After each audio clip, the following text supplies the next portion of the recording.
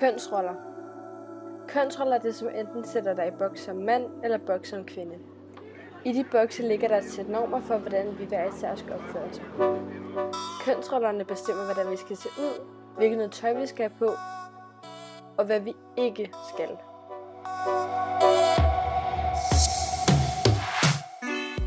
Danmark har dog ændret sig en del gennem tiden. I gamle dage blev kvinden hjemme, handlet ind, lavede mad og gjorde rent. Der er mange steder i verden, hvor det stadig er sådan. Vi mener selv, at vi er kommet væk fra kønsrollerne og dens normer i Danmark. Men er vi virkelig det? Kvinderne er kommet på arbejdsmarkedet, og mændene laver også mad. Men holder vi stadig fast i de gamle normer?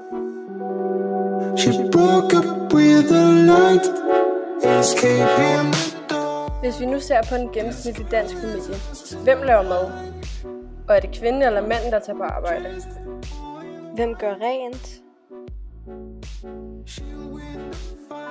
Hvem tjener pengene? Og hvem laver mad?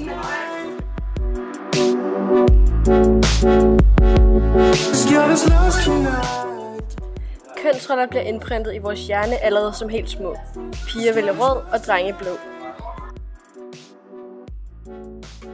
Det vil sige, at kønsrollerne er gået i arv. Vi tænker, at den nye generation er upåvirket, men sådan er det bare ikke.